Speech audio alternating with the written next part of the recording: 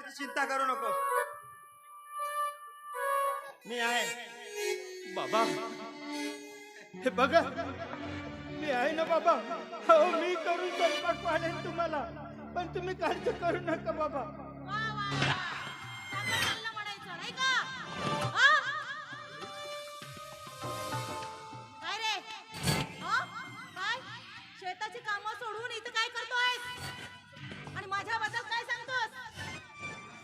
सांगतेस की नाही? खरं सांगतोय काही. ए, आता नको तुझे घाणेरडे. काही एक सांगितलं नाही का बाबाला?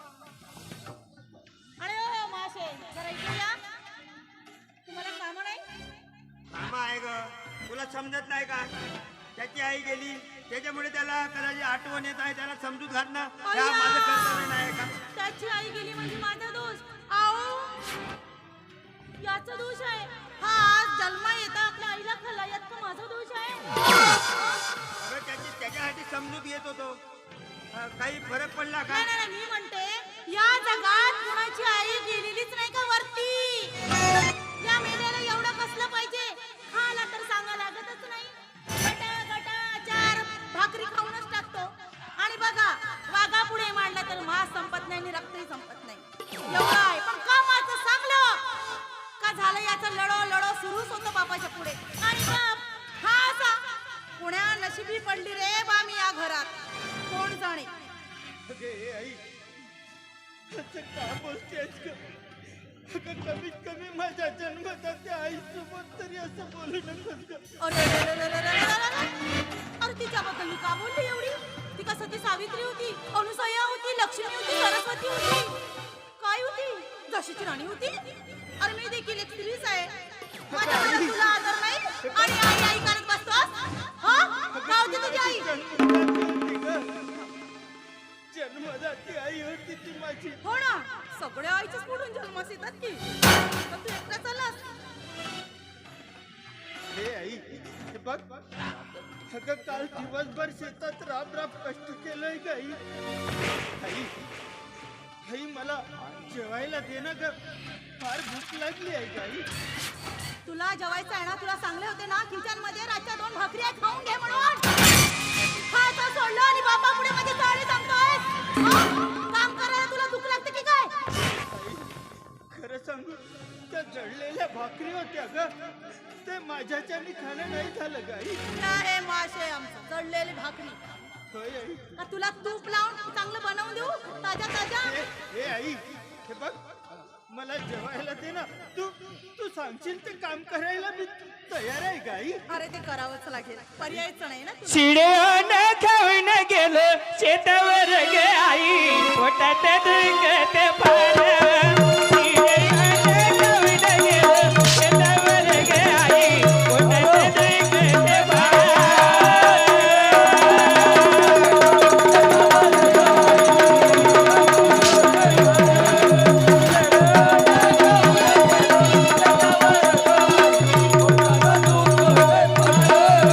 शिड्यान खाऊन गेलो शेतावर गे आई, पोटात दुखत फार. Yeah.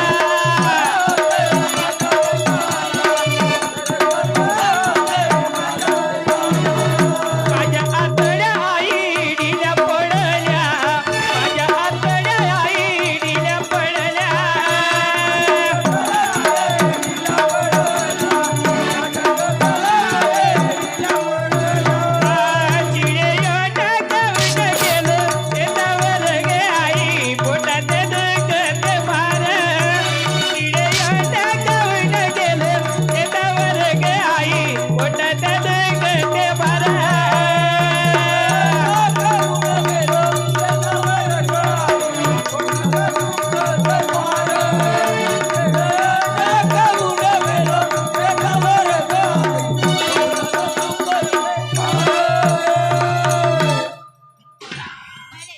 आ?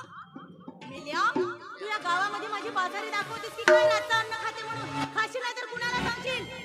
जेवढी किंमत असते ना त्याच किमतीने या घरात राहायचं ना नाही का घराच्या बाहेर निघून जायचं.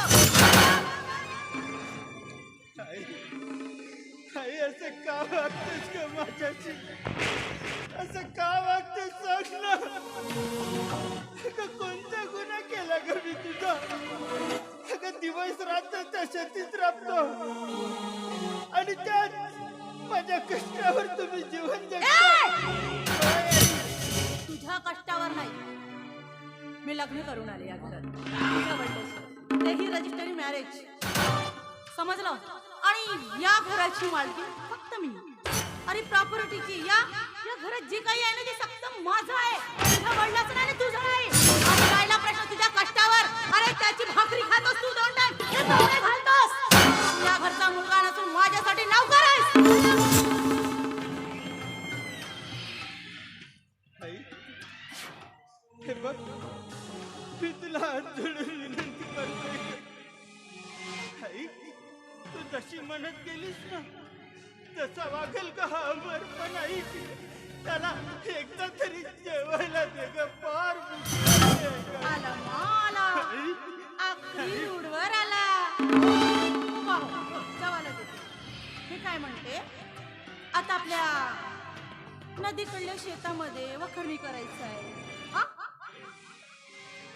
आणि हो प्रश्न एक राहिला माझ्या डोक्यातच राहत नाही, कसं असते ना तडतड तडतड तडतड त्याच्यामुळे सगळं होते हो चिडचिड माझी. पहिले पाणी घेऊन जायचं, प्यायचं पाणी संपलाय घरात आणि पाणी नाहीये. ए आई बघ मी घरात पाणी आणल्यानंतर मला जेवायला देशील ना ग. अरे का नाही, मस्त गरम गरम भाकरी बनवते खरंच तुझ्यासाठी. आहे. मी हा? मी आता जातोय आणि पाणी घेऊन येतोय आई. हो जा. थांब तू थांब, मी गुंडा घेऊन येते हा. आले.